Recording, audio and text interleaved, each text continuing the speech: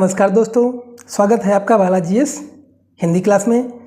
तो दोस्तों, इस क्लास में हम LT ग्रेड का जो 30 नंबर का पोर्शन आता है उसके लिए मैं क्लास लेके आता हूँ पर डे 10 बजे, जो कि 30 नंबर के लिए बहुत ही इम्पॉर्टेंट है।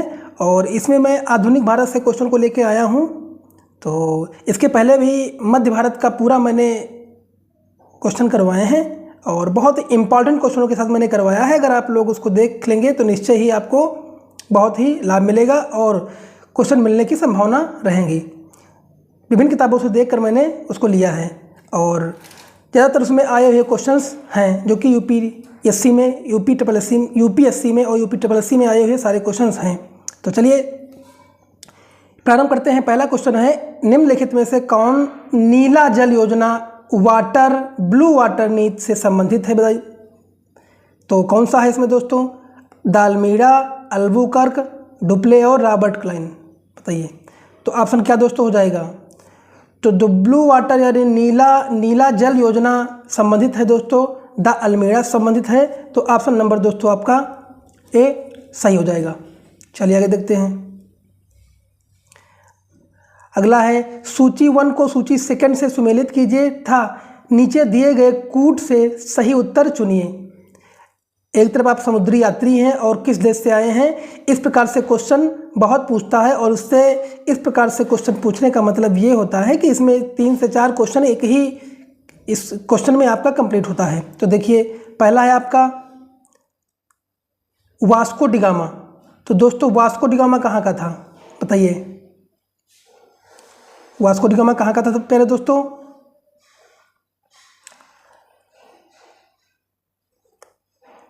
तो वास्को डिगामा आपका कहाँ था दोस्तों? ये आपका पुर्तगाल का था और क्रिस्टोफर कोलंबस स्पेन का था। और कैप्टन कुक कहाँ का दोस्तों? बताइए कैप्टन कुक कहाँ का था? तो ये ग्रेट ब्रिटेन का था और तस्मान हॉलैंड का था। तो ए का 2 और बी का 1 किस में है दोस्तों?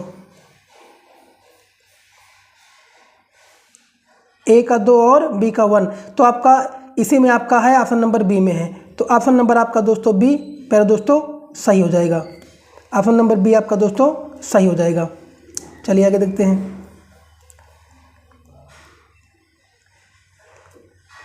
किन यूरोपियों ने भारत में प्रथमतः सामुद्रिक व्यापारिक केंद्र स्थापित किए थे? अंग्रेज, फ्रांसीसी, पुर्तगाली या डच? बताइए तो किसने किया था दोस्तों सामुद्रिक व्यापारिक केंद्र? सबसे पहले किसने आरंभ किए थे दोस्तों? तो ये किसने किया था पहले दोस्तों? बताइए। ये क्वेश्चन आपके लिए इंपॉर्टेंट क्वेश्चन है। बताइए इसमें किसने किया था? ये आप कमेंट बॉक्स में बताओगे, उसके बाद मैं इसका उत्तर मैं आपको अगले वीडियो में बताऊंगा। चलिए आगे देखते हैं। अगला है, निम्नलिखित में से कौन कलकत्ता का संस्थापक था? कौन था दोस्तों? चार्ल्स आयर, जॉब चार्नवाक या गैरोल्ड एंगियार या विलियम नाइरिस? बताइए तो जो कलकत्ता का संस्थापक था दोस्तों ये जॉब चार्नाक था, जो कि ऑप्शन नंबर बी दोस्तों आपका सही हो जाएगा। चलिए आगे देखते हैं। भारत के साथ व्यापार के लिए सर्वप्रथम संयुक्त पूंजी कंपनी किन लोगों ने आरंभ की थी? तो जो संयुक्त पूंजी कंपनी की बात आती है तो सबसे पहले जो भारत में पूंजी लगाई थी ये डचों ने लगाई थी, जो कि ऑप्शन नंबर आपका दोस्तों बी सही हो जाएगा। इससे क्वेश्चन बनता है, मोस्ट इंपॉर्टेंट क्वेश्चन है, इससे क्वेश्चन कई बार ये आ चुका है विभिन्न एग्जामों में, इसको याद रखना दोस्तों। चलिए आगे देखते हैं। निम्नलिखित ब्रिटिश कंपनियों में से किसे भारत में व्यापार करने का पहला अधिकार पत्र प्राप्त हुआ था? Levant company, East India company या the English company trading to East Indies या ओरस्टेड कंपनी? बताइए तो दोस्तों सबसे पहले जो व्यापार करने का अधिकार पत्र प्राप्त हुआ था ये लीवेंट कंपनी को प्राप्त हुआ था। ऑप्शन नंबर आपका दोस्तों ए सही हो जाएगा। चलिए आगे देखते हैं। अगला है, लंदन में ब्रिटिश ईस्ट इंडिया कंपनी के गठन के समय भारत का निम्नलिखित में से कौन बादशाह था? आजकल इसी प्रकार के क्वेश्चन ज़्यादा पूछे जाते हैं दोस्तों। तो कौन था? अकबर, जहांगीर, शाहजहां और औरंगजेब। तो जब ईस्ट इंडिया कंपनी का गठन हुआ था उस समय बादशाह अकबर था, जो कि ऑप्शन नंबर ए दोस्तों आपका सही हो जाएगा। अगला है, निम्नलिखित में से किस अंग्रेज अधिकारी ने पुर्तगालियों को स्वाल्वी के स्थान पर हराया था? William Hawking, Thomas best, Thomas Roe और जोसिया चाइल्ड। तो जो अंग्रेजी अधिकारी ने पुर्तगालियों को जो हराया था वो कौन था?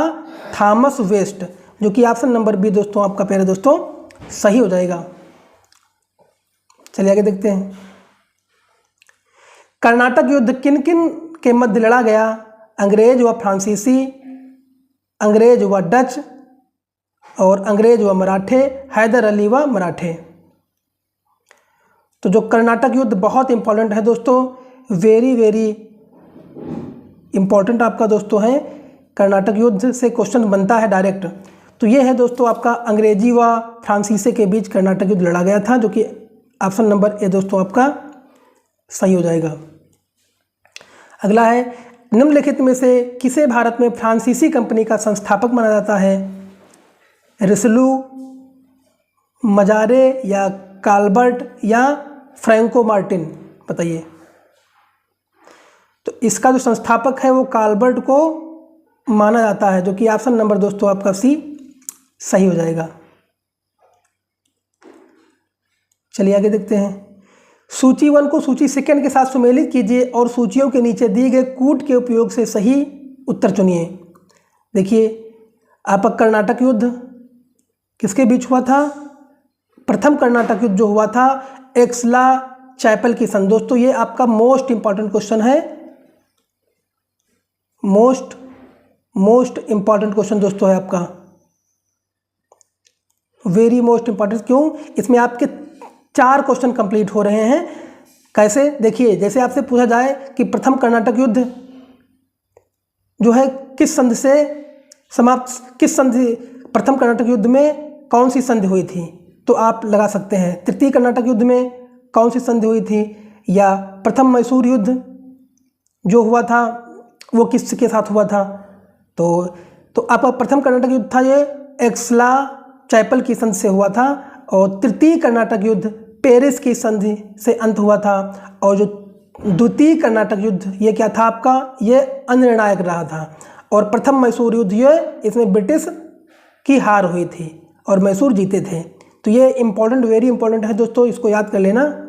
तो पहले का 4 और ए का 4 और बी का 1 किसमें है?